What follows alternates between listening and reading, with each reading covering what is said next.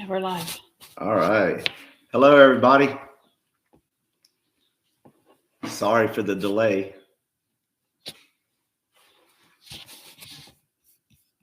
Some people. Hi, do we have anyone here? Can y'all say hello so we know that this is our first time to do this. So okay, yay. We had a little technical difficulty. A big technical difficulty. Hold on, I'm telling everybody we're on now that I just told we weren't. So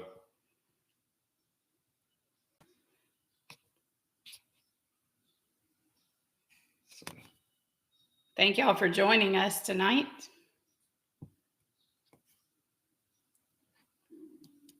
For those that we haven't talked to personally, we look forward to talking to you. We're just a little behind.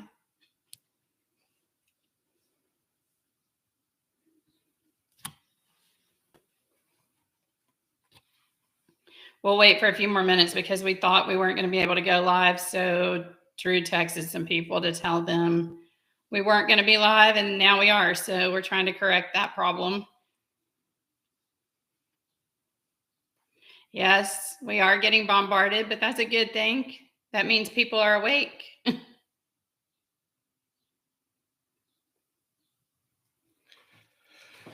Just have to be patient with us because it's just the two of us. We don't talk to each other all day or night, really. No, not at all.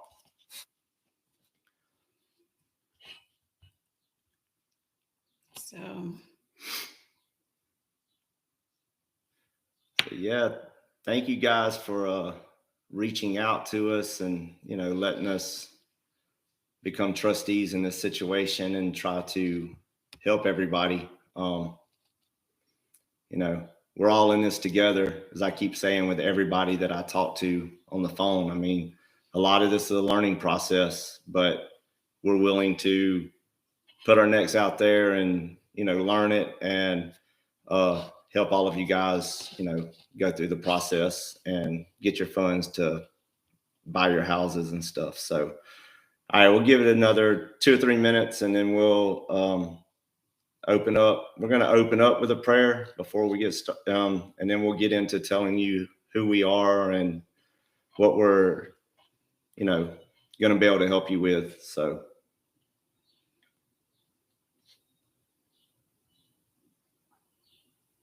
Okay, now we have people joining, more people coming in.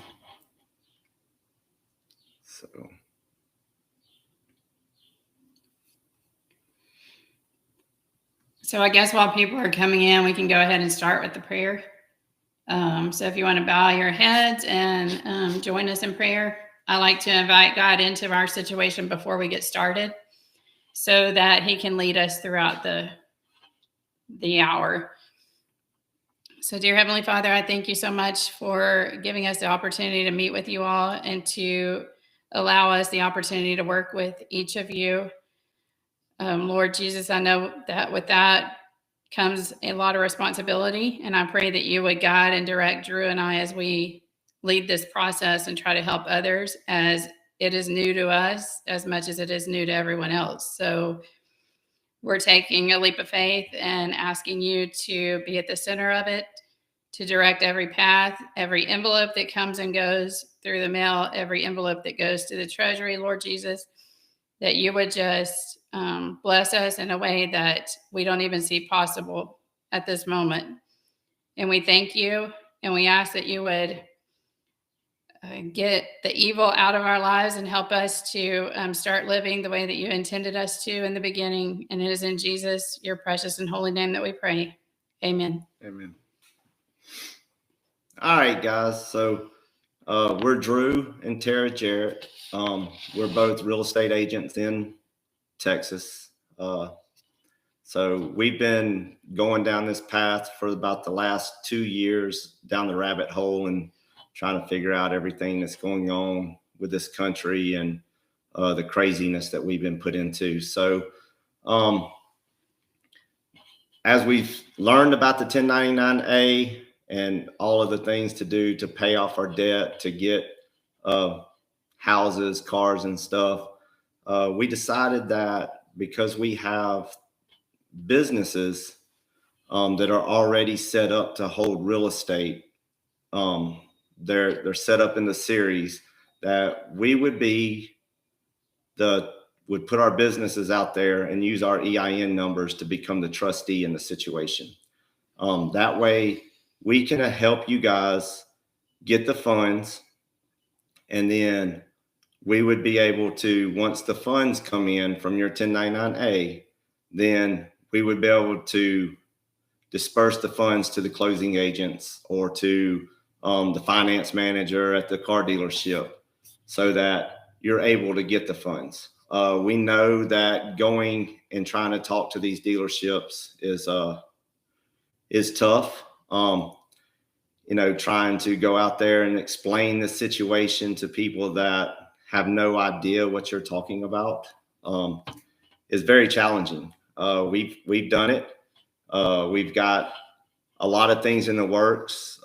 Tara's a pretty good salesperson, so she's able to talk to people and get them to understand what the process is and why they need to file this and what they need to do to get things paid for. So, we've got a title company that was willing to accept our 1099A and become the trustee. We've gotten a dealership that actually accepted the 1099A. I actually got a call back from them the other day. I got to go back up there and explain some stuff to them. And they'll either give it back to me and I'll conditionally accept them from that point, or they'll go ahead and file it. So, but because I've been busy with you guys working on some of this, I haven't been able to follow up on that, but I'll keep y'all in the loop on that one. But yeah, so that's basically what our plan is. Our plan is to help everyone. You will actually, send us the 1099A, or if you file it online, and then once you get the copy B and submit that to us, and we have an agreement in place, then we will submit the OID, the 1096, the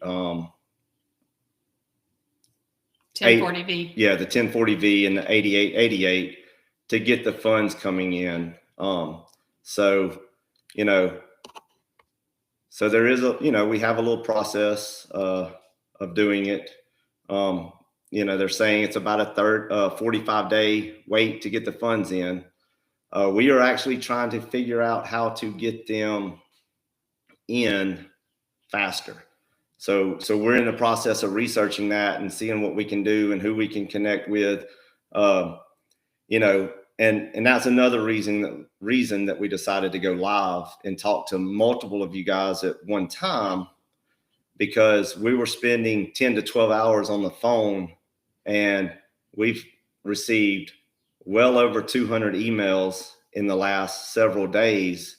And not only that, with Telegram, we're being blown up, and it's just, we can't get to everybody, and we wouldn't be able to basically serve you guys as the trustee and be, have our fiduciary duty to you and do what's in the best interest of the beneficiary, because we're so busy just taking phone calls. So this will actually help speed up the process, being able to reach out to multiple of y'all. And then it will be quick phone calls to just explain a few things here and there if you need it. So if you get your copy B, if you file online and you get your copy B back, if you can download the PDF and send it to us that way, because I got a few today that are password protected, and then I have to come back to you to get that password to be able to get into it.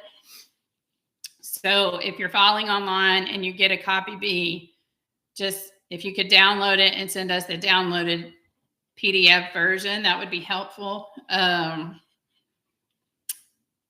Like we were saying on the live, if you have, if you want to build in your insurance for the year, your HOA for the year, if you're in an HOA, if you want to build in any improvements into that, I know that we're all guessing on how much the house is going to be because we haven't been able to make the offer in this situation. So we're guesstimating.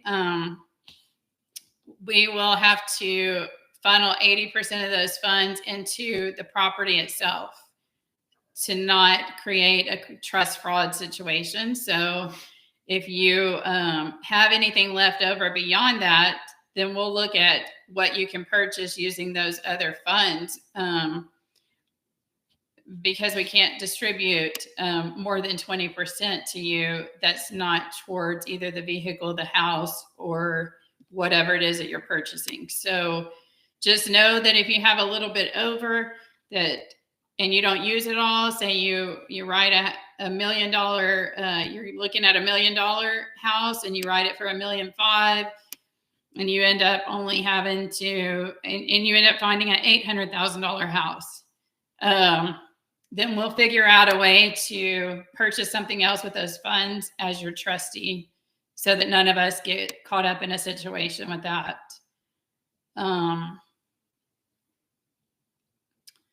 Let's see. All right. Professor Green, if you're going to do this, you are the borrower.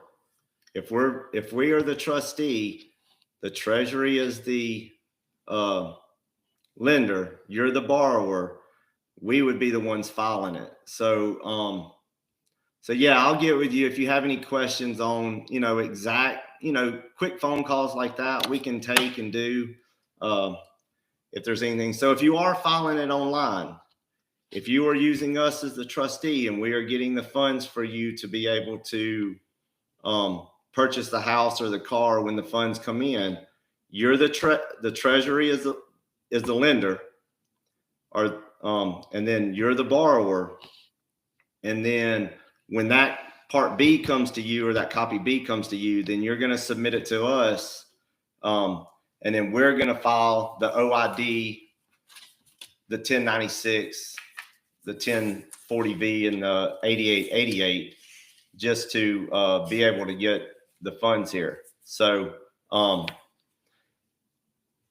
and then let's see. Let me just tell you while he's looking at those messages, if you don't know the address to the U.S. Treasury, it's 1111 Constitution Avenue, NW for Northwest, Washington, D.C. And Drew's putting that in the chat.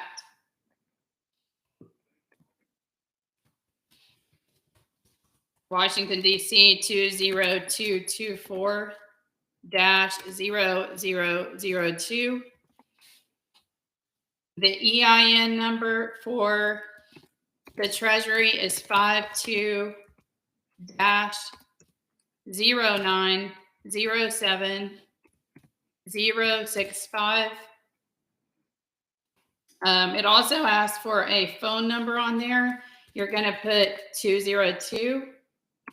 This is if you're filing electronically, not paper form. Electronically, they ask for a phone number 202-622-2000 would be the phone number for the Treasury. And they also ask for an email address if you're filing electronically. That is going to be treasury.direct@fiscal.treasury.gov.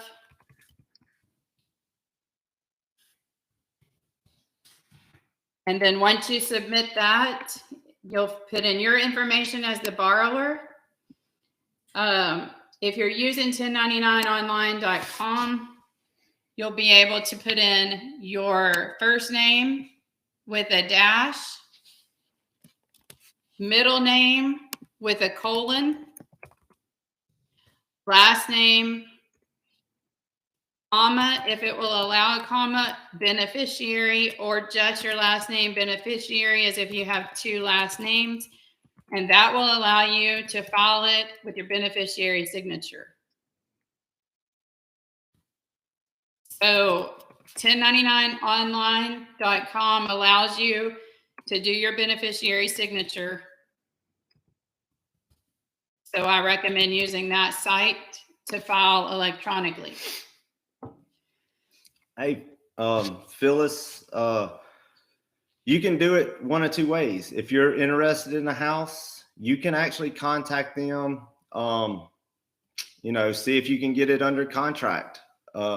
If you do, you need to make sure you negotiate a 60-day close. You need to see if you can get a long close date, because if your money's not in, then you don't want to be sitting there at day 45 and the seller walk away and take your earnest money. I mean, that's the other thing with doing it before your funds are in.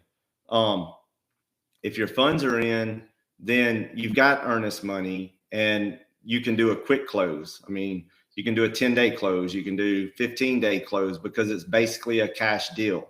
If you're having to wait for the funds to come in, you're waiting 60 days. We've got ours under contract right now that we're looking at buying. The title company became the trustee in the situation, but we were able to negotiate a 60-day close.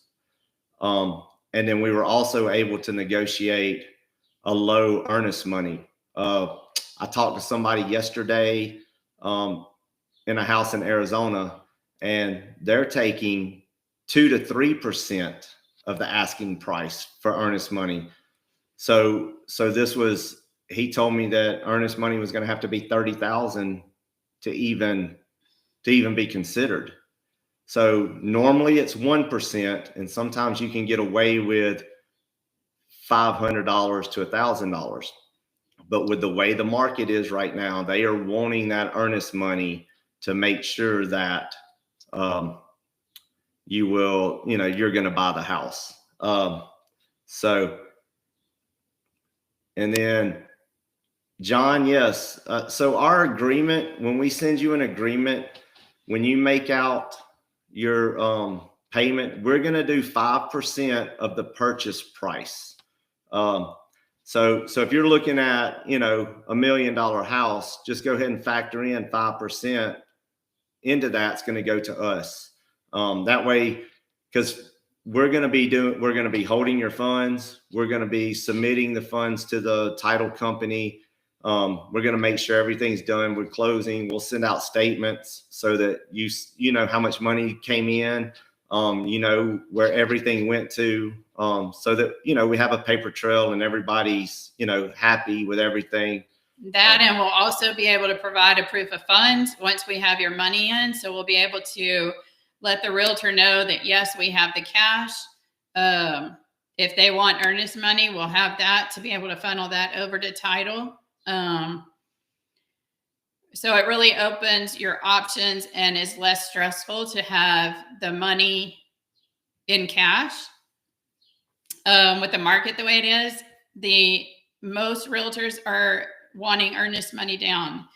And right now, this is a grassroots for all of us. And I don't know the difference in getting paid online versus paper, because we're new to this also, at taking a leap of faith here with you. So my concern is that it is tax time.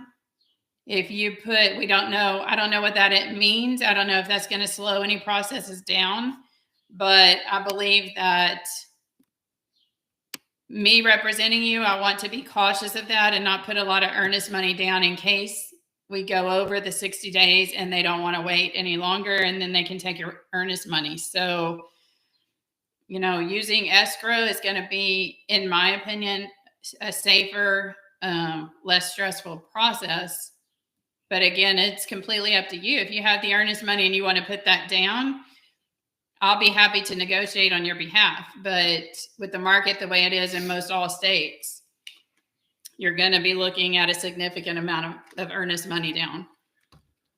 So, question here. You guys do not need our EIN number, because we are going to be the ones filing the OID.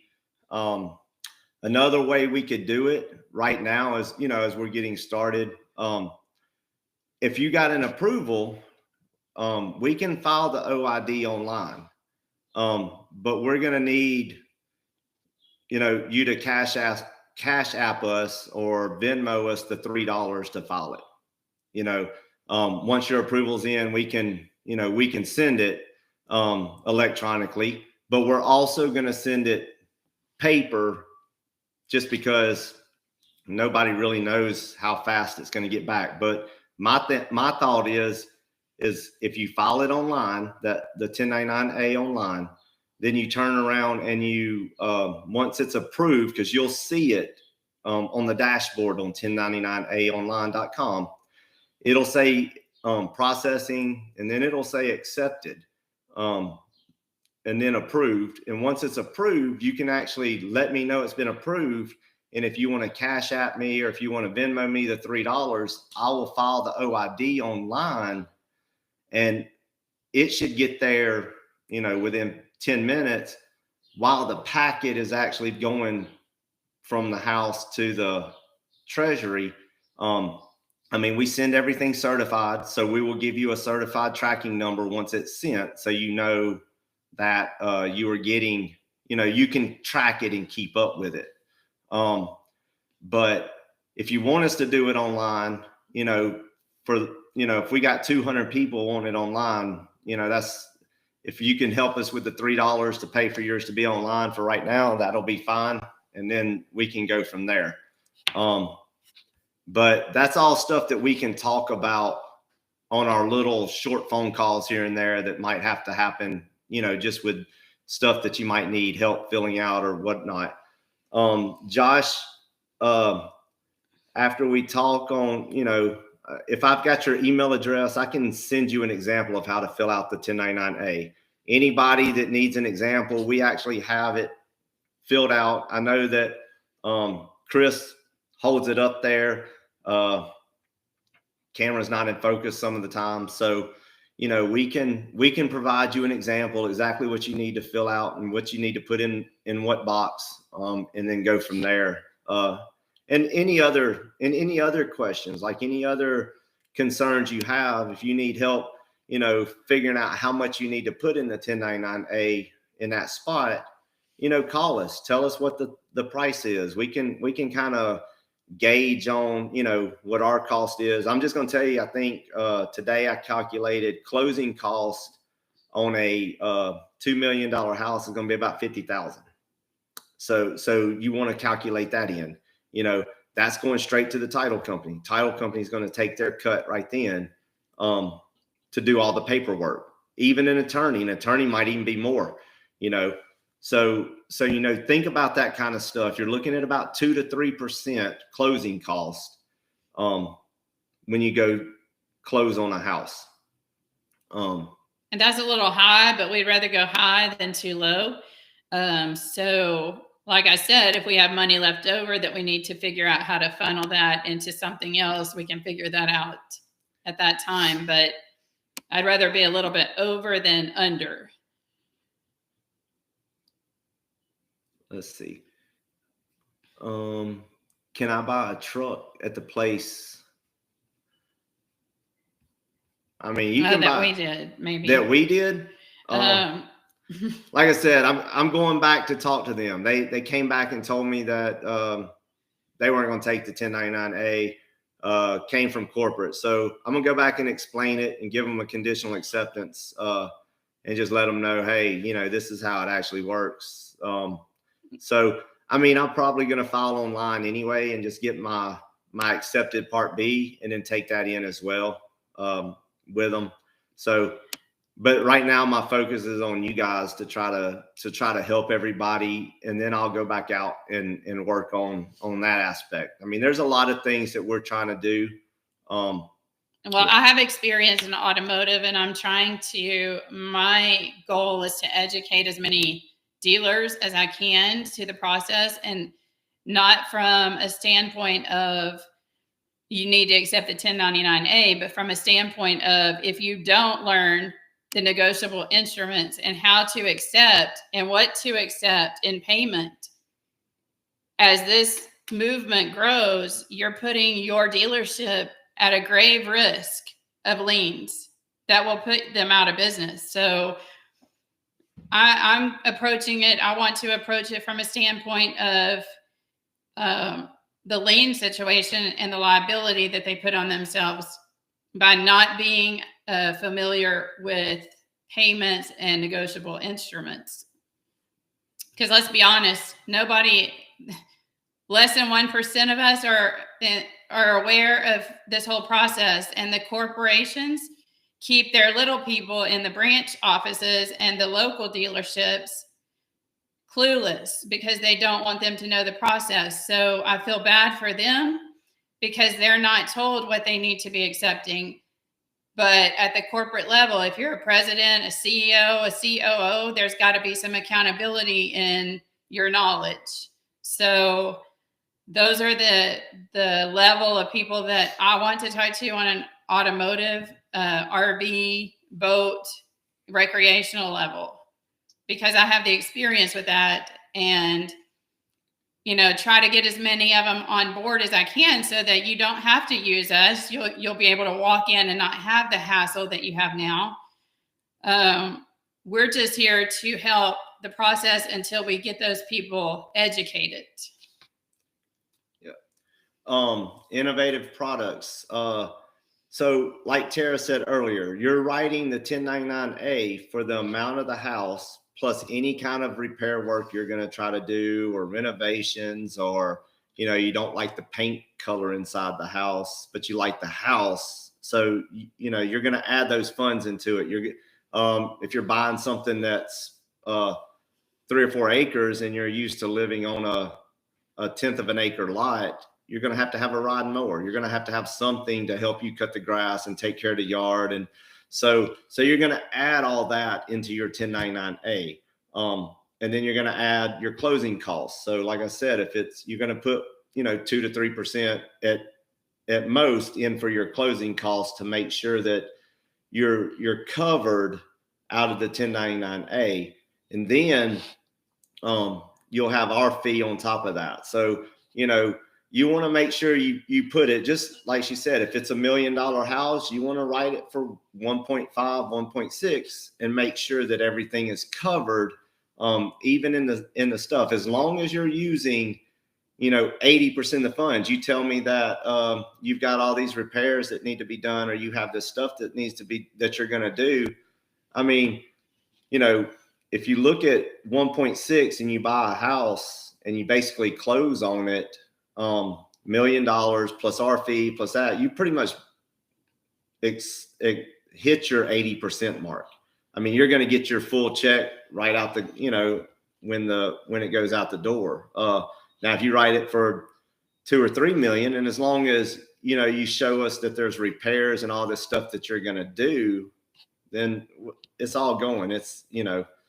But if there's nothing that justifies it, as a trustee, we can't just give that over to you, because you can't put that into your pocket as cash. You can keep parts of it, but you can't put $2 or $3 million in cash into your pocket, and then because they will come after us for trust fraud and come after you as well. So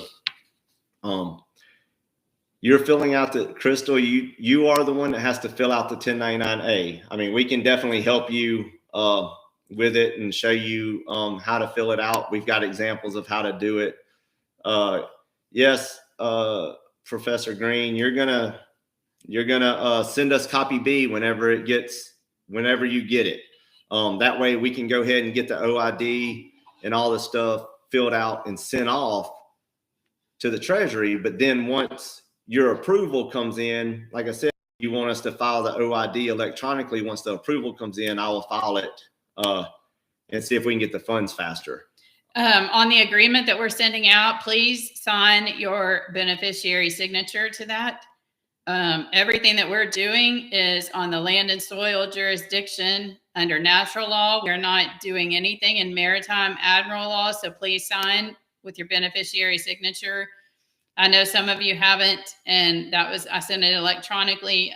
We can correct that if you want to, but I did put a disclaimer on there that we are, doing this from a natural common law standpoint. So we want all documentation to be done that way to match what we're doing with the Treasury. So, let's see. I have my physical. Okay, Angela. Yeah, we'll get with you. I know a lot of y'all have your physical 1099As. Y'all picked out properties. Trust us. This is why we did it this way, so that we could cut down on the whole hour per phone call. I mean, we're 10 to 12 hours every single day on the phone, and then we can't get back to you guys because we're on phone calls all day long, and then we're scheduling for the next couple of days, and it's just we're not able to respond. But yes, if you have it and you have some property you got picked out and you need us to help you negotiate whatever, we will get with you and we will definitely help you with that. Because after the lives, we're going to go live Monday and Wednesday, 7:00. This is going to be more of our Q&A type stuff, telling who we are, whatnot. And then the phone calls that we can have with you are going to be stuff that actually is just quick, simple questions, maybe how to calculate something, what to put in this box. And then that way we're not on the phone all day, and we can help y'all negotiate with realtors and different stuff, car dealers here and there. So yeah, so definitely. But let me also say, because I've talked to some of you, and I know that a lot of you, and me included, have had hopes up on a property that we're hoping everything works out and we can get it. But if you don't have the earnest money, my suggestion is to go online and get a ballpark figure of what you're looking at, and don't get your hopes up on one property because of the time frame we're looking at and the markets that we're in right now. Houses are going quick, but I promise you, if you're patient and you just kind of get a ballpark figure, God will lead you to the right house. And if it's not the one that you like and are looking at now, I promise you that God will lead you to the house that He has planned for you. So let's see. What up, Midwest?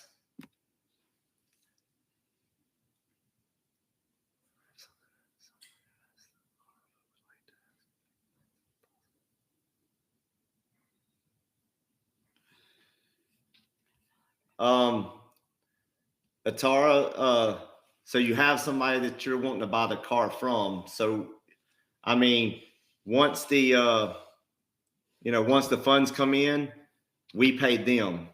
Whoever has the car, we will pay them because they're the person that's receiving the funds. We cannot send the money directly to you for you to pay. So yes. There's not a limit as to how much you can use, as far as I know. You just have to use whatever you're purchasing has to be for your own personal use. You cannot use it for business purposes unless possibly you're buying an investment property that you're going to benefit from as far as financial, and that's going to replace some of your income. So if you're going down an investment route, then I would say keep it reasonable and work your way up in assets to use a significant amount. But if you're trying to do commercial right off the bat, I would not do that. I would definitely acquire your own personal property and build your assets up to then be able to justify, going extremely high. I know property is expensive, and a lot of us want acreage, and it's super expensive, and they've made it that way. So, they put the price on it. We have to pay for it in our trust. That's what it's for. I'm just saying, and I'm okay with that. I just want to make it clear that what I've been told and what I've heard is that we need to use it on personal property. So your name does not have to match. I mean, if you're married, your name does not have to match the birth certificate. I mean, your social security number is the trust. That's the Sesticate trust. That's where it's not dealing with the birth certificate. It's actually coming from the social security number. So, whatever name you have on your social is the name you need to use for the. Kayla, yes, we need to submit the forms. before you put in an offer, if you want to go the escrow route, that will save you from having to put a significant amount of earnest money down and possibly losing it. If you submit it to us, we'll send the OID and the 1096, 1040V, and the 8888 to Treasury. We're trying to get them out the next day after receiving them so that we can get moving on it. I have an email into the Treasury to possibly become a vendor. I don't know what that process entails, but I reached out to them today and I'm awaiting a response on how to become a vendor and speed the process up. But for now, as soon as we get your forms, we're sending them out. And we will provide you the tracking number because we're very transparent. You're going to know what we're doing. So, have we received the funding? No, we have not received anything everything's in contract. Everything's waiting for the money to come in. We're probably 2.5, 3 weeks in on a house right now that, we're waiting for 60 days is the close. We just wanted to give them enough time to get the funds in. But we're trying to figure out a way to speed it up. I mean, if I'm going to be the trustee and if I can walk into a bank and actually present them with these documents after everything's been accepted and they hand me a check to put in y'all's account or deposit the funds, they file it and deposit it, then we'll go that route. But I mean, we live in a small town area as well. And like she was saying, most of the people, I've walked into the bank here and said, hey, if I had a 1099-A that was paid to me and I gave it to you, can you just put the funds in my account? And they're like, well, yeah, we can do your tax refund. They have no idea what I'm talking about. So I said, no, it's not a tax refund check. It's a 1099-A. It's a payment instrument that, a negotiable instrument. And they're like, we don't know what the heck you're talking about. So that's what we're dealing with. They're not the ones that are going to know. The branch manager might not know. You're going to have to go to some of these corporate levels. And so we have to get into that corporate level to be able to talk to them. And explain, hey, if I walked into your branch over here and I came with my paperwork, are you going to be able to give me the funds? And if they're willing to do that and we can get them to do it, they might want to charge some interest to be able to get the money. So we might have to come back and say, okay, so now I have a bank that's willing to do it, but they're going to charge 2% interest or whatever on the money. And we're going to have to, put the price in there on the 1099-A so they take it out of the trust. So there's some things that we're having to work out and that we're willing to go out and do and willing to go talk to people. But we needed some time freed up to be able to do it. So that's why the lives became more important as we, to be able to free up the time and not be on the phone all day talking to everybody one-on-one. I know someone that was booted out of one of the large banks. I think it was Chase. Not positive, but I think it was Chase. He ended up getting booted out of there because he's a patriot, like a lot of people have. And he went and opened his own bank. So he's in Texas. And I'm going to try to schedule a call with him to see if we can set up some banking there and if we can figure out a way to get some of this money funneled into his bank because he's on our side and it's a privately owned bank. So there's things that we're doing to try to help this process along. Just be patient with us while we do it. Professor Green, yes, you can. We can actually help you negotiate a house or we can pay the contractor. We could set it up like a hard money loan situation. So if you're doing real estate and you get a hard money loan and you're doing a fix and flip and you have a contractor that comes in and does the work, the lending company will not pay the contractor till the work's done. So, we would want to see the work done and then pay the contractor. No down payment, no nothing. So we need to negotiate with contractors that are willing to, wait until the work's done, inspect it, make sure things are done up to code, because you don't want some crazy person coming out there and doing some work for you that, it's not up to code. But yeah, once and that'll pay for the inspector to come out. That'll pay for what needs to be done out of those funds, and we'll submit it to them, and you won't have to worry about it. We're the trustee. We are here to help the beneficiary. That is what the trustee's job is, to take care of the beneficiary and work in the best interest of the beneficiary, so you don't get in trouble and we don't get in trouble. Before I forget, and while he's reading the questions, if anyone approaches you as me on Chris's Telegram asking for money, it's not us.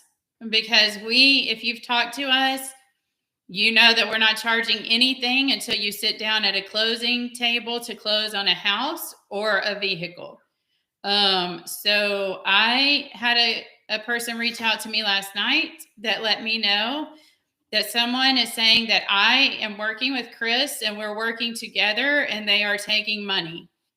So we have some criminals on Telegram that do not give anybody any money that you have not confirmed, because it would not be us. The only thing that we are taking money for is if we are filing your OID online. That costs anywhere from $2.90 to $4, something like that. If we did 200 plus people an OID online, we would be completely broke. So we need to, just have someone. If you want us to file the OID online electronically to try to speed up the process, we're just going to ask for $3, $4, whatever it is, in Cash App or whatever. But we're not asking for anything more than that. We're very transparent in what we're doing, and we're not asking you for any money up front, because we're here to help people, not continue to harm people. So, absolutely. Chris discourages doing online.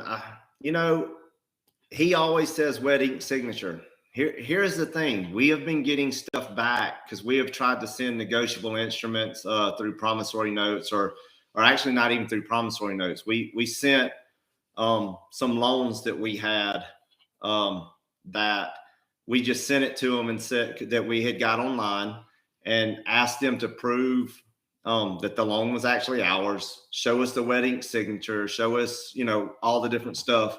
And every one of them has sent back stating that there's actually U.S. code that states that an electronic signature is a legitimate signature. And when you agree to the terms on any online thing, you are agreeing to everything. That is your signature. So I think Chris he's great. He's actually I agree with him 100%, but we're up against tyranny here. And, that code obviously is not under the natural law of the land, but, we're battling. And I do know that electronically, a lot of people that I have spoken with have gotten things paid off by doing electronic. I personally would rather have a paper trail and agree with everything that Chris says in terms of that. But given the society that we live in and the tyranny that we face, everything is electronic. And I think that's why filing online may be faster of a process, because everything is done electronically nowadays. So. But again, I don't know that to be true for 100%. I'm here with you learning. So high vibes. We're ready to work with you. I think last week was a shock because, like I said, we were 10 to 12 hours every single day on the telephone trying to talk to people. And it was a lot. Then getting on Midwest's live the other night, it just blew up even more. Yesterday we kind of took a down day and tried to recoup and figure out some stuff, and decided that, the live needed to happen. But and as we were watching the day go on between the both of us, and like I said, we haven't even looked at Telegram to get everybody that's responded or needs help. We had over 200 emails between the both of us. So yes, we are ready to work. This is the way to get our information out faster And then that frees us up to help you with whatever little problems, give you our address. So you can send the stuff to us, and then that way we can get everything done faster. And we're not spending all day just trying to work. And that frees us up to negotiate with realtors on deals if you need us to assist you in that process. So all caps name is your corporate name. You don't have to put that. I mean, everything's linked to the social, so you don't need to put your all caps name in there. That's your corporate name. I've heard on the to get the approval back, you get an immediate copy of copy B. I mean, you get it emailed to you within 10 minutes. And then you can actually print that off to send to us. But the approval, I've been hearing about 5 days, up to 7 days. Now you got to remember, IRS works on fractional time. So, that can be a little bit longer here and there, as far as that goes. But let's see. 1099 portals aren't open through IRS till 2022, right?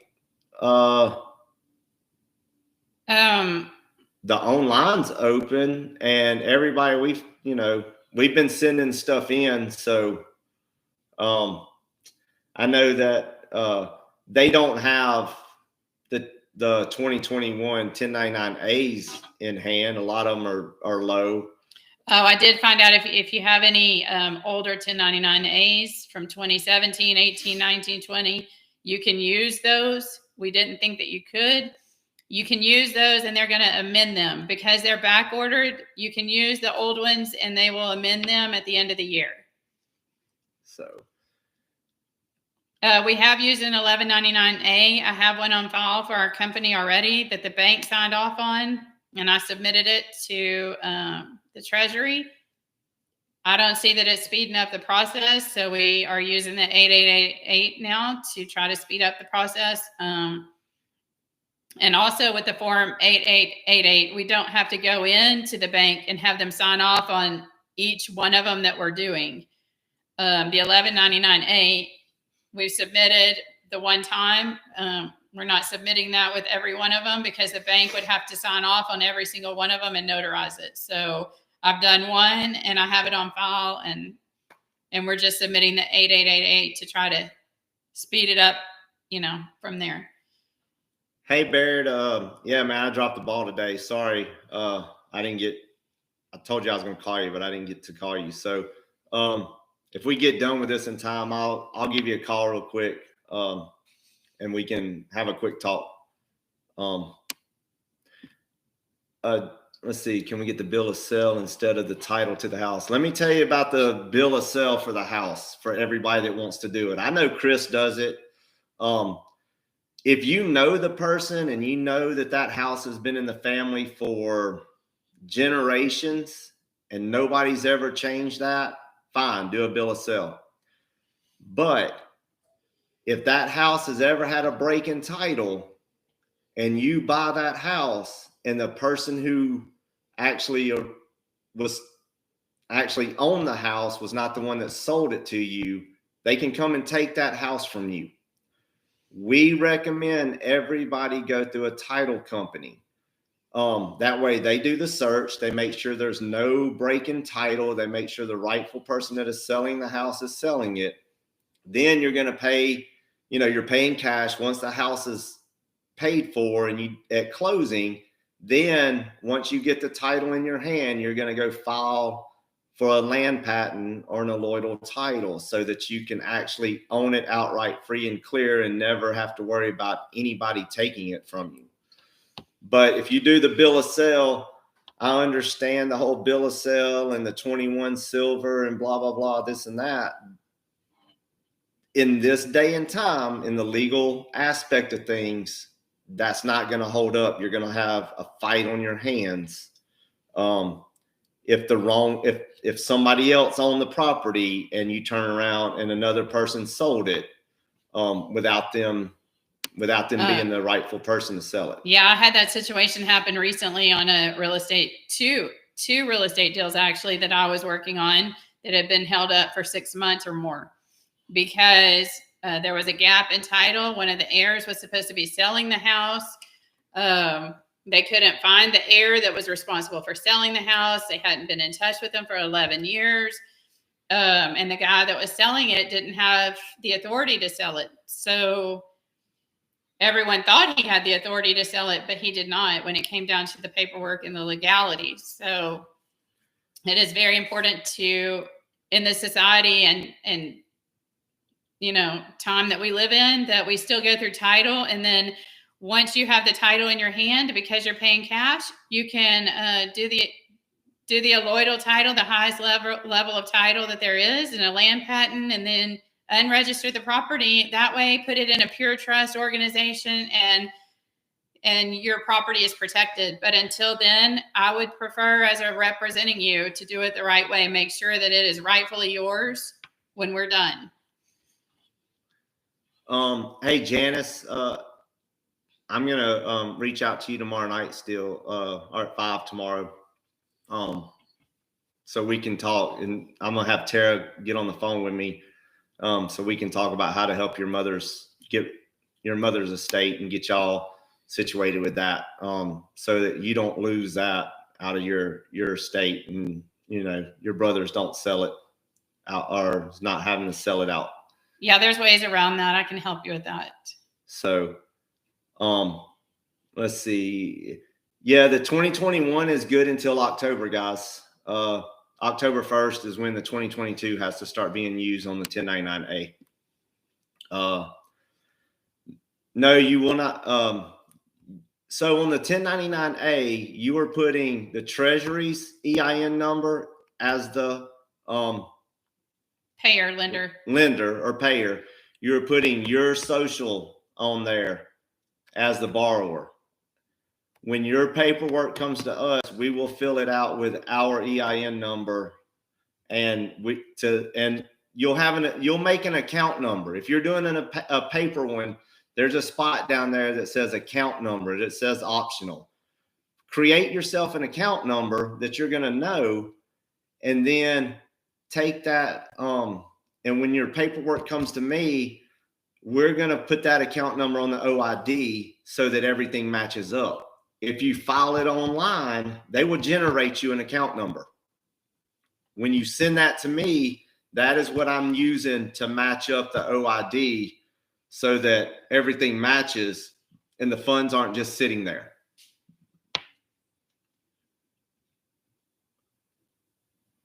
You don't need our EIN number to file. That's just going to be on the OID.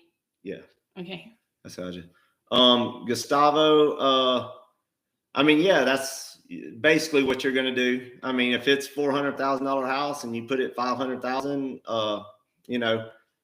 that's going to cover your closing and, our fee and everything. And that, as far as with the 5%, and then we will move, when the funds are in, then we'll let you know. I mean, I'll email you, call you, whatever, send you a screenshot. Hey, your money's in. Here it is in this account right here with your account number. That's the other thing. Whatever your account number, that's why I say associate. Make sure you remember what it is, because when your money comes in, that's how I'm putting it into our system so that we know, all right, this person sent theirs in with this account number, this check came in, all right, we're going to put in, or these funds came in and it tells me what account number it's associated to, then I'll be able to actually,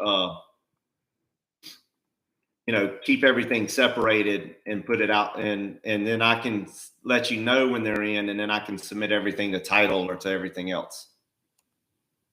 Shamice, I'm trying to find that same question out about a deceased family member and their trust and how that works. I did some research on the IRS and found a form. If you go look under forms, there's a form that requests information on a deceased family member's property or trust. So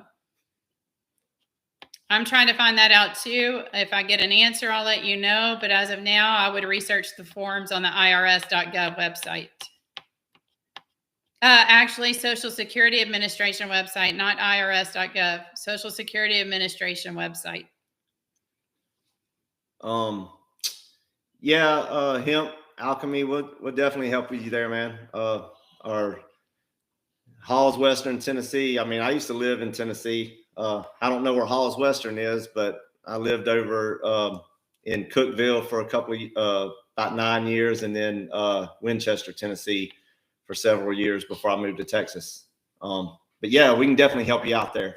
Like I said, you know, now that we're done this, we'll be able to focus on more just getting back to you and scheduling a quick phone call. If you have any questions, if you're ready to go and you want to reach out to us and you have your Part B, we can get you the agreement set up. And then you can go ahead and send us the Part B, and we'll go ahead and send out the OIDs and everything. Crystal, if you have your 1099A physical copy of it, just mail it to us. I'll send you our mailing address. I'll just reach out to me on email, and I'll give you our mailing address. And then if you have an OID and a 1096, if you could send that with it. If not, we have some people sending us some, so we can take care of that. To Nasha Flanders, yeah. I mean, if you don't want to file it, yeah, you can cash out me the money and I'll file your 1099A. But on the way that 1099A online is set up, you can actually file it. You're not, as the beneficiary, you're not doing anything wrong. You're actually the borrower, because I'm the one filing the OID as the trustee. So I'm actually going to be sending all that into the Treasury as the trustee. You're just submitting that part, and then I'm finishing it up from there. So either way you want to do it, we can get together on that and talk. Billy, going through escrow, the fees are going to be 5% of whatever you're purchasing. So say you're buying $1 million house and you're writing the 1099A for $1,500,000. We're not taking 5% of the $1,500,000. We're taking 5% of the purchase price of the house. That way your money is yours. We're not about making money and using your money. We're about helping you. So it's 5% of whatever the purchase price is of the house, car, or whatever you're buying.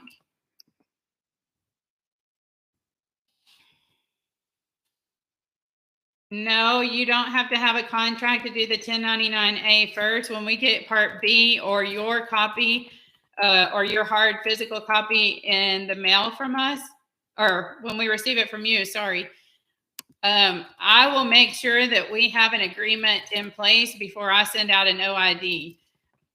If you want the agreement first, I will gladly send you that. I'm just running a little bit behind on getting those out, but that's my goal for tomorrow, is to get those out to people. So if you'll just shoot me an email, let me know that you're sending the 1099A to get me an agreement.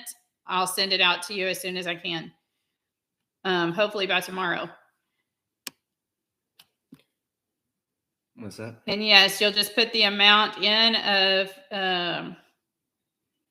in line 1 of the 1099A. You're just going to put the amount that you're making. So if you're buying $1 million house and you need to do it for $1,500,000 to cover improvements and all of the other things that we discussed, then you're going to put $1,500,000. You're going to put in the amount that you need back from the Treasury.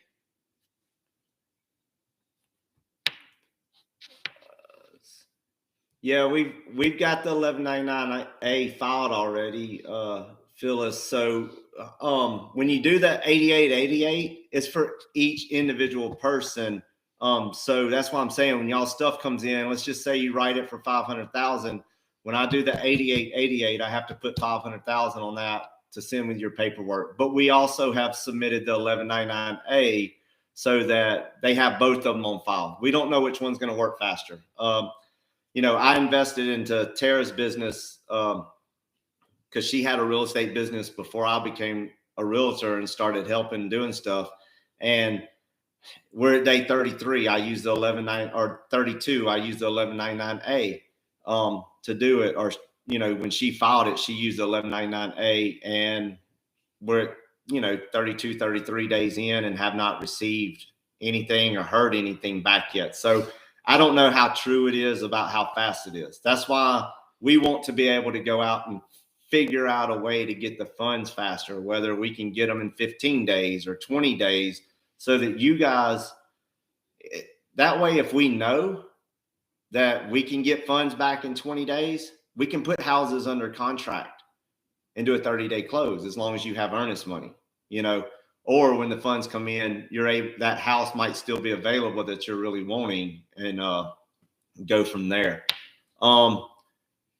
Let's see, if I owe 120,000 on my mortgage, do I put that amount on 2? Yes, that's what you're paying. And then on 4, the fair market value, Same. I would put the same number. If it's 120,000 you owe on your mortgage, I'd put the fair market value is 120,000.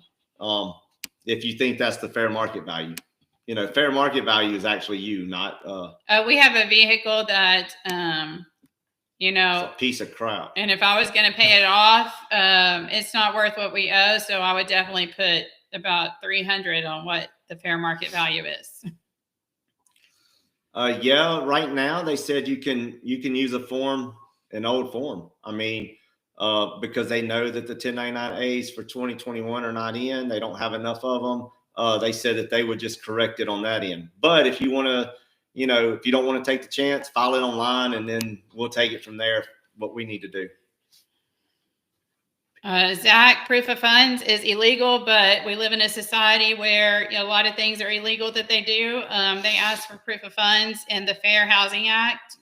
That's illegal to ask for proof of funds. So once we get copy B back that has been approved through the Treasury, we're going to stamp that approved and send that approved proof of funds to your realtor or whoever's showing the property. They shouldn't be asking you for proof of funds to show the house at all. First of all, proof of funds. If someone doesn't have proof of funds and they have goals, they should be able to walk into a house and look at a house and have goals to be able to purchase that house someday. It's discrimination at its finest. But again, we live in a completely corrupt world. So guys, when are you guys starting? We're ready to start. High vibes. We've already been starting. I've already accepted. I mailed off some 1099As this weekend from some people. I've got some more that 1099A copy B that came in. I got to get their contract out to them. We're ready. We're ready to roll with it. Like I said, last week was crazy for us. So now we're getting on top of that. That's why we're having the live now. And we'll do another live on Wednesday as well. And then we'll just kind of, play it from there. But as you get your stuff in and we get an agreement in place, then we'll go. If you are out of state and you need a realtor, let me know that. I will connect with the realtor and I will tell them that I'm your trustee to the trust. I will be responsible for all of the financials. I will set everything up with title. I will provide proof of funds. I will help to negotiate your earnest money down. I don't have to educate another realtor in the whole process. I need them to go show you the house. I will refer them the business. They will do the contract for me, and that realtor and I will be in contact with each other to make sure that you're not having to be in an awkward situation. Angela Garnett, how to set up a phone call. Just email us. We're getting back to everybody on emails. We actually wanted to send it out like this today. And then as you're responding, we'll get you on the phone call. We'll do a quick call. That way we're not spending an hour with each person. Let me ask for one request. If you need to email us to set up a call, please tell me that you have either been on Midwest Live and you have seen Drew's live with him, or you have been on our live tonight, because then I will know that you know the process and we just have basic questions to answer and get to know each other. But if you'll just let me know, hey, I was on the live, then we can move forward. And I know that conversation is not going to be as lengthy as some of the other ones that I need to book with more time. Honestly, I don't know what's in your trust. Don't know what's in my trust. It could be 65 million, could be 165 million. All I know is that you're only able to pull out 100 million max at a time if you even have that much. If you don't, they're not going to approve it. So that's why, we're even saying with everybody, if you're doing 10 million, that's 10 million, but if they don't approve it, that means you might not have 10 million. Yeah. You might have an 18-year-old in here that wants to do it, or a 25-year-old that wants to do it.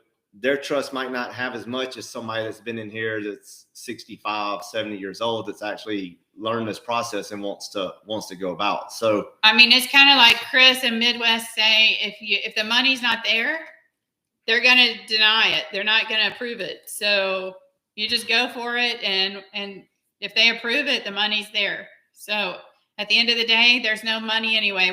It's paper, and we're shuffling paper. So if you have a physical 1099-A in hand, yeah, I'm going to send you my address. You're going to fill out your 1099-A. You're going to mail it to me. If you have some extra OIDs and 1096 is great. Send them. I know Midwest sent us one, or sending some out. I've got a bunch of people sending them out because we have to fill those out to send out, guys. So if you've got extras, perfect. If not, we've got some coming in. But if you have the 1099-A in hand and you want to and mail it after you fill it out, go ahead. And if you have questions filling it out, then we'll help you with that. And we'll put our address out. We'll send it out in an email.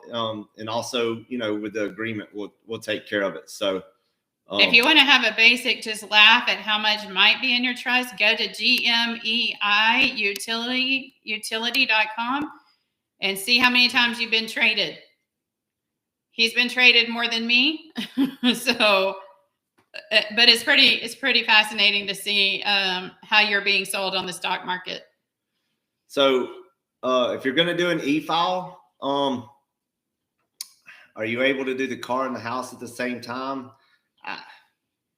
If you do a car and a house, here's what we're going to do. If you do a car and a house and you put all that in together, we're your trustee. So make sure you have all the funds in there, what you're going to get. And we will have to set up a statement, and we will have to disperse the funds accordingly. And then whatever's left over, then we will cut you the check or whatever. We prefer for it to be separate.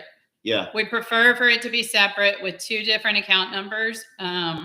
Make it easier. It would make it easier for us. But if for some reason you don't want to pay the money to file more than one, we understand. Just let us know that, because we're only going to distribute what you're purchasing anyway. So what up, Terry? You got another accepted.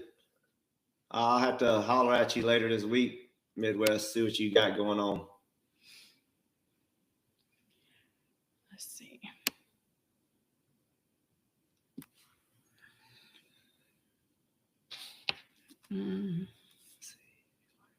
Yeah, furniture renovations can be added into your 1099-A for sure. A lot of us are buying bigger properties, so we need more furniture, and a lot of them are going to need renovations of some sort, whether it be paint and basic renovations, because we're not necessarily going to ask for an inspection since all of this is coming from our trust. We have an idea of what we want to renovate and what we want to do to the property, so that allows us to just have the funds to be able to do it ourselves rather than have them fix it. Just like she said, Trev. So the title company is not going to know. I mean, we're going to send the money to the title company. You've already pretty much allocated to us that you're going to do these renovations and stuff. So that, that especially if you're going to do some of it yourself. So, the 80%, you're going to hit the 80%. So we'll probably, we're going to send the funds. But if it's a crazy amount extra that you've asked for, and, there's a lot that needs to be done, then we'll probably have to, we'll get on it with you there and talk about it. But title company, they're not going to know. They're just going to issue a check for what's left over from the closing. No, and the title companies that I've negotiated things with up until now, I haven't told them that it's coming from the Sesticade Trust and a Social Security Trust and all this. I just basically say that my client is paying with their trust fund, The U.S. Treasury manages the trust fund, and unfortunately, that takes a longer process to get the money in. And that's how I approach title. I don't go into the whole education with title. At the end of the day, they have a fiduciary duty to collect money, whether it be from a lender or wherever. And so it doesn't matter where the money's coming from as long as they collect it and distribute it for closing. I just saw something. Gary, since we talked last week, yes, you can file a 1099-A online. I can walk you through that process. Go to 1099online.com. You can fill it out. A lot of people are getting things paid off faster that way. So we wanted to try and say, if you want to try it that way, especially if you don't have forms and you're waiting on them, and I know you have forms, so go ahead and just, you can do either method that you want to do. We're just trying it out to see which one is the faster method. But I can walk you through that process. Just shoot me an email. We'll schedule a time to go through that. The banker's acceptance to expedite the 60-day wait. That's something we're working on. I mean, that's one of the things. If we can find a banker that do the acceptance and get the funds faster, like I said, if they sometimes they might want to add some percentage to that to collect money. They're a business. They're not going to want to do it just for free from the funds that you sent and just issue me a check, even though they're getting it as well. They're not only are they issuing me a check, they're going to hit your trust as well. So yeah, that's a process we're working on, and we're going to tackle that as we keep going, because whatever we can do to figure out how to speed up the process, we're going to do it. Which is why I'm going to talk to the Patriot banker that I know that opened his own bank and see if he can help me funnel this process faster. If you're doing a $60,000 car, I mean, you're going to look at insurance for the year. I'd go ahead and pay it. I would, make sure, probably, our fee, insurance, this, you're probably looking at about 80,000, 85,000 to make sure you're in that 80% range. If you don't want insurance and you're going to use your 1099-A for your insurance and you don't want to contract with them, we can do it by way of a gas card. We can do it, several different ways that we can funnel that money so that it's still being used for the vehicle. Yep. My thing is, though, if you hit me and I have no clue what you're talking about, and you hand me a 1099-A to say, hey, I'm going to write you this 1099-A for $100,000, and this is what you need to do, I'm going to look at you like you're crazy. And that, so, you might want to have some insurance just in case, because, I mean, I would look at it and be like, you really think you're going to give me a check for this piece of paper for $100,000 and I'm going to file it with this? You're nuts. So, and I understand what Chris is saying on Hauser's saying on the process. I think it's great if somebody's willing to take it. That's the gamble you have to take. You have to have somebody willing to take. If you're not going to have insurance and you're just going to use your 1099-A, I would recommend that you have all of your assets in a pure trust, because that way, if they come after you to sue in any type of way, your assets are protected. You can put cars, you can put vehicles, recreational vehicles, homes, everything into a pure trust. That's how the elites do it. That's how the Kennedy family has done it. The W Hotel, Waldorf, Astor. That's how all of them, all of the elites have their assets in a pure trust.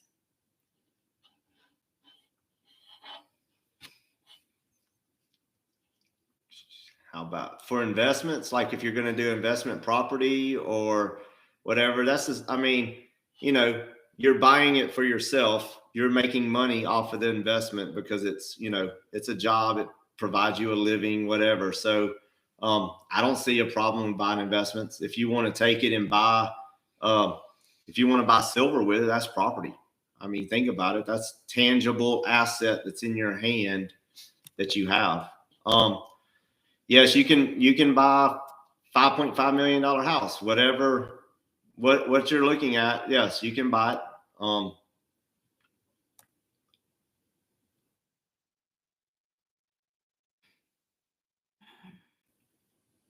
Yes.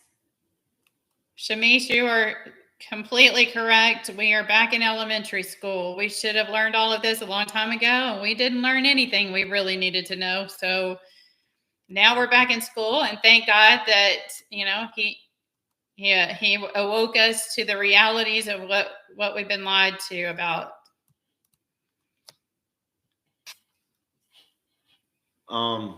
Anything to make it easier to expedite the process. I mean, as long as your paperwork's filled out, I mean, really the whole thing on the process is you fill out the paperwork, we file what we need to, and then it's just a waiting game. So where we're trying to speed up the process is talking to people. I mean, if you want to go out and talk to a banker and see what their thought process is and relay it to us, or if you come across any information that we can go out and try to use, send it to us. We're open to learning all kinds of stuff and trying to speed up everything the best we can.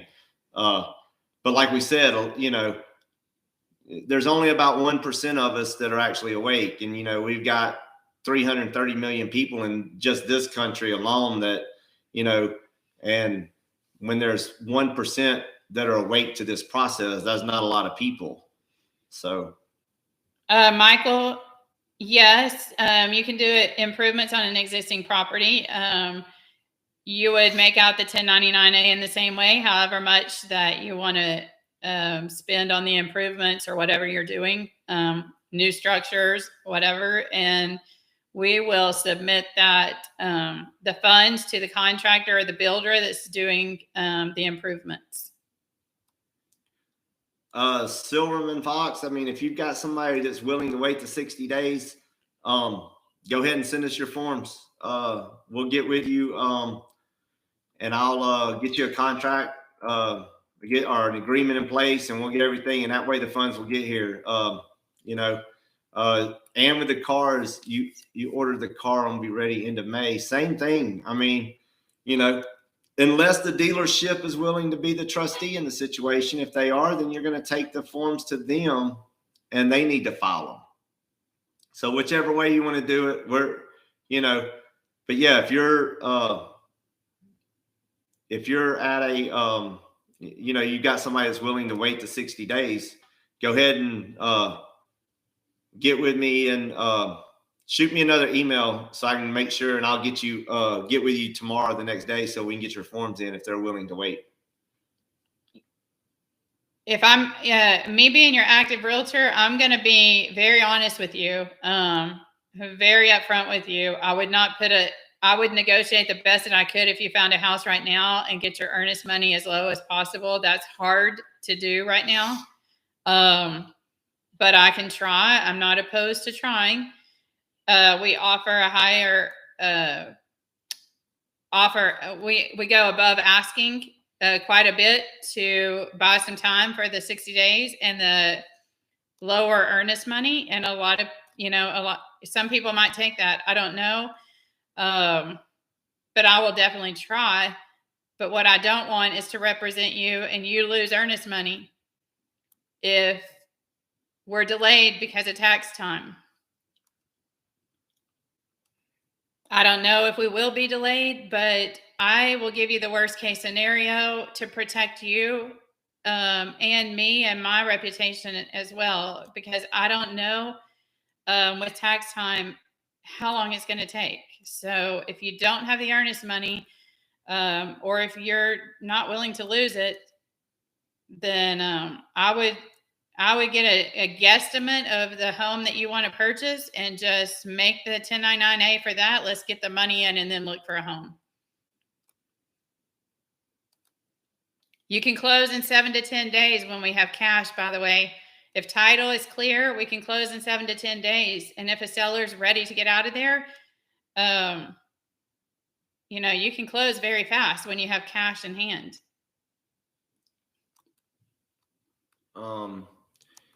Yeah, Tanasha, we can help you in Dallas. We'll definitely get with you.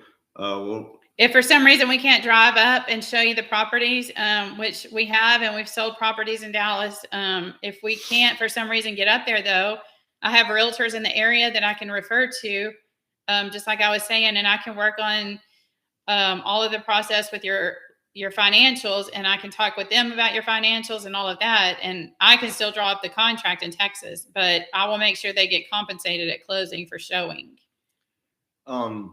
Phyllis, if the property's pending, I mean, you're just kind of watch it. The reason it's pending is it's under contract, and the only way that they're going to come back on the market is if somebody's funding falls through or or whatever. So just or if the inspection went wrong or whatnot. So just you'll just have to keep looking.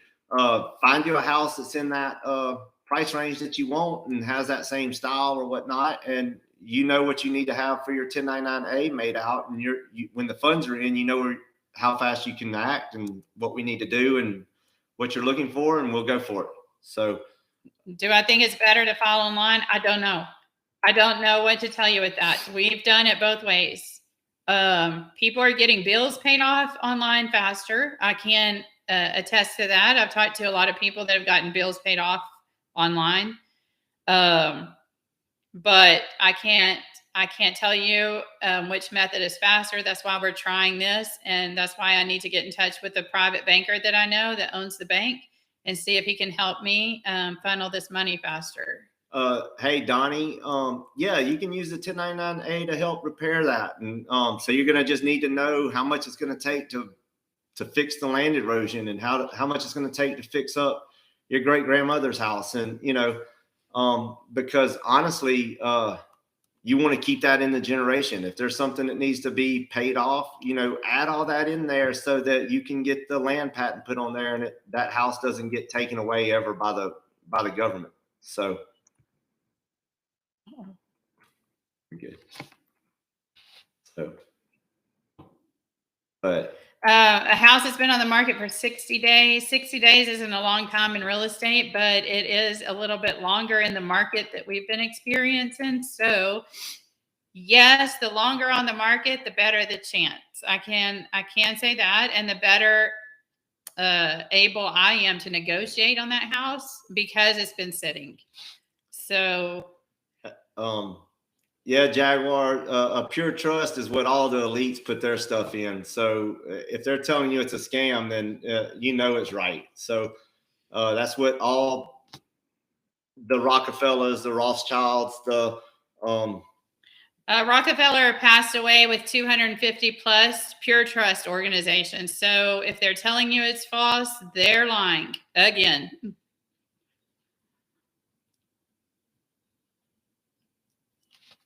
And you can have as many pure trusts as you want. You'll just have to research that. It's very detailed in how you have to set that up, but it is definitely the way to go when you have homes and assets that you own. When purchasing the vehicle, do we need to add the dealership? No, you don't need to add the dealership. Unless you want them to fill out the OID. If they're going to do the OID, then they need to be the person receiving the funds. So yes, you would have to put the dealership on the OID. But if you're getting a car, you're going to just put 2022 Toyota Tundra. You're going to put 2022 whatever it is you're trying to get.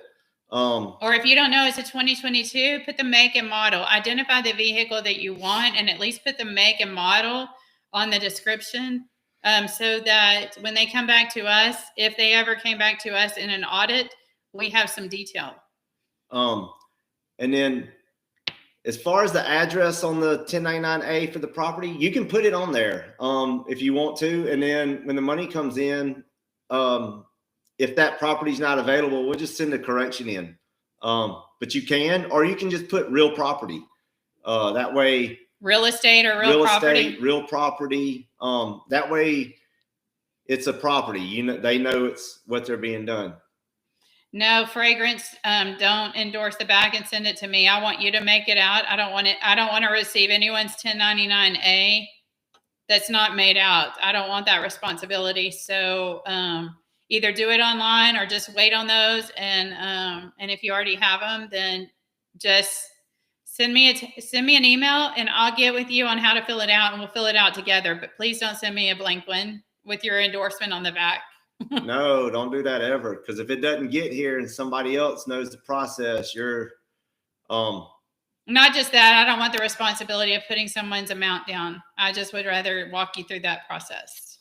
yeah, you can factor in the trust setup into the 1099A. I mean, I don't know how much it would cost, but if you think it might be $1,000, $1,500, I mean, put it in there because you're going to want to put that stuff in there. I think someone asked and we passed it up. Maybe they were late getting in, but 5% of the closing costs, the 5% of the purchase amount of the property is what we charge, not 5% of your, like if it's $1 million and you write it for $1,500,000, we're doing whatever the closing price is of the million. We're not taking 5% of the $1,500,000. So, can we access if I'm from Australia? Let's get with you on that. Probably. Yes. We can. If you have a social security number, you can access your trust. I don't care where you live. Okay. She knows more than me. I'm telling you. I don't care where you live. If you have a social security number, you have a trust fund. So yes, you can use it from Australia if you have a social. So, yeah, we're here to help you in Texas. We'll definitely get with you because we can definitely, being real estate agents in Texas, we can physically go out and help you guys and show property or whatnot. And if we can't get to it, we can get with another realtor to do it. Anywhere else in the States, in the United States, or, we can, if you need us to set up a realtor to go show you the property, we will set that up. But we will still be the trustee in it. So that way they're not asking for your funds and all your different stuff. They can contact us. You basically say, you need to contact my trustee in the situation. And then we'll, and then we can show them the proof of funds and we can take care of all the stuff and get the negotiation going with the contract written up for them to get it executed. But if it's here in Texas, we can handle all that and take care of it for you. So yep. All right, couple more questions, guys. Let me if I have an investment LLC. If you are on, here's the deal. We have a property under contract. We could not be the trustees to our trust, so we have it in title. We didn't have the option to put it in escrow because we own our businesses and our names are on our businesses. So if you have a business with your name on it, that could be considered trust fraud. You need to funnel that into a business that you have no interest in. So the one that I did for her, I'm not on that business. So, but all the other ones we are both on. So we couldn't do it. But because I'm not on her main business that she first started, we were able to do it that way. But yeah, so if you're listed on the business, don't get caught up in a trust situation.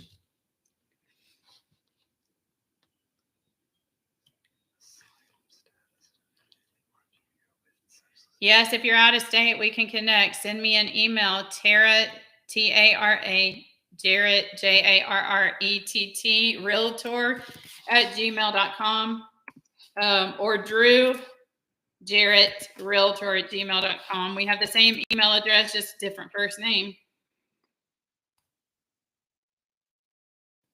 Yes, if you have a social security number and you're working with it, I mean, they're taking money, putting it.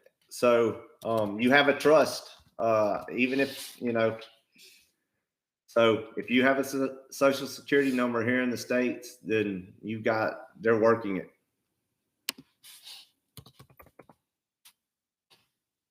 Edwina, yes, I'm working with someone in Mississippi right now, so we can help you there. Under the account number, if you're doing it online, it'll automatically generate. If you're doing it manually and writing it in on the physical form, you make up your own social. You might, just a little suggestion, you might want to use your first 3 initials and do your birth date backwards or something like that, or your birth date forward, whatever you want to do, but something that you can remember. in case we need to refer back to it with the Treasury. So, hey, Evolution. Sorry, man. If I was supposed to call today, I tried to send out emails to everybody that I was going to come on here live, but if you're available tomorrow, I'll send you an email tonight and get in touch with you. So please be patient with us. I know that I have not gotten back to some of you that I had said I would get back to, but I've also been trying to work on a way to get the money faster and some other things too. So tomorrow I'm dedicating my time to getting agreements sent out and trying to catch up with you. So just please be patient. I will try to get to all of you this week. I just can't promise you that it's going to be tomorrow, but I'll do my best. Billy, I would do just one person. Billy Homer, I would just have one of y'all do to do it. And then another one of y'all buy something else, another house or something with it to have. So, John, I would prefer to do them on different forms, but you can do it either way and we can break it out. Whatever's best for you. If you only have one form, we have to use them the way we have to use them. So, yeah, we can help in Charlotte. I can help you. I got another guy in North Carolina that I'm working with, but yeah, we can definitely. Amount in box 2, just put the same amount that you have in box 1 or 2. I mean, 2 and 4 are the same amount. Yeah. Sorry.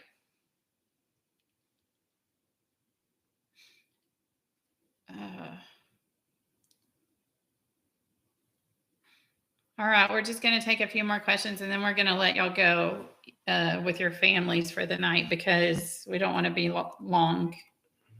too long for everyone. To get an estimate about how much is in there, what was that? You can only know what's in your trust at the age of 18 and 65. You can go to Treasury Direct and use their bond calculator and put your bond numbers that you have on your birth certificate, the back of the Social Security card. It only does it in increments of like 10,000, I think. So you can kind of get a rough estimate, but just know that that's. You're going to need to add a lot of zeros to it. Yeah. I mean, it's date in box 1 is today's date. If you're doing it today, the only time you're going to pick another date is if you were doing it to fill out for a bill. It would be the date that you actually started the bill, that you got the, like if you were doing it for a car loan, it's the date that you actually signed the promissory note for the loan. But if you're doing it to send to us, to be your trustee, go ahead and do it for today's date. Yes, Noreen, my husband is from Alabama. If you can't tell by the accent, he can help you in Alabama for sure. Where in Alabama? I grew up in Mobile, lived in Huntsville for a while, also lived in Birmingham.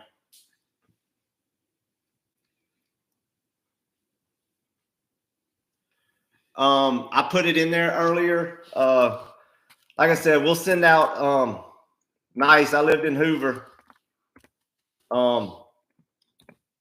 The address will, I'm gonna put it in here real quick. If I can type Constitution. If your car is in your business name, you know that your business is a bond also that they've created for you. So your business is worth every EIN number that you have, and every business that you form is under their umbrella. So it creates another bond. You can pay it off pretty much either way. It doesn't really matter. You can use your SSK to pay it off, even if it's under your business. So, go Dogs. Y'all won for the first time in 41 years. So roll Tide. We'll see y'all next year. Address for the Treasury is 1111 Constitution Avenue, NW. I've got it memorized. Washington, D.C. 20224. So it's 1111 Constitution Avenue, Northwest, NW at Washington, D.C. 20224.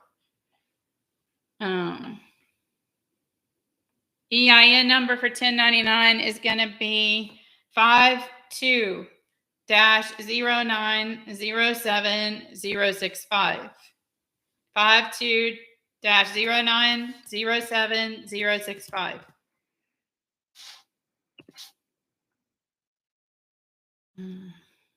All right, guys. So, hey, we're going to be back on Wednesday again. We'll be back on at 7 o'clock.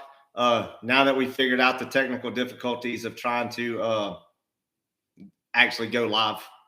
Like we said, it's our first time to go live. So, thank you guys for all of you guys for being on here tonight. And spread it. Let people know that, you know, we're out here doing this.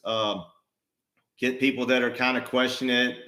Maybe they understand a little bit, but really are having difficulty filling it out. We'll be out here answering questions. And like I said, everybody that's been on here, shoot it. When you come back on, go ahead and send us another email and let us know that you've been on here so that we know that you understand the process and that your phone call is only going to be a little bit here and there so that we can actually just fine tune some things, tweak some numbers, whatever we have to do. And then we'll, that way, then we can get your paperwork. We'll send out all of the, you know, address and everything to you guys. So y'all can mail it to us and we'll get it all going. So we appreciate every one of y'all. All right. And we'll close in prayer real fast and then let you go with your families. Dear Heavenly Father, thank you for giving us this hour and a half time together to learn from one another, as Drew and I don't know everything by all means, but we all work together and lift one another up in the process and know that we're not alone. We're working through each other and through you, Lord Jesus, and I know that you will guide us, protect us, and move us in the right direction. And it is in your Son, Jesus' name, that we pray. Amen. Amen. All right, guys. We'll see you later.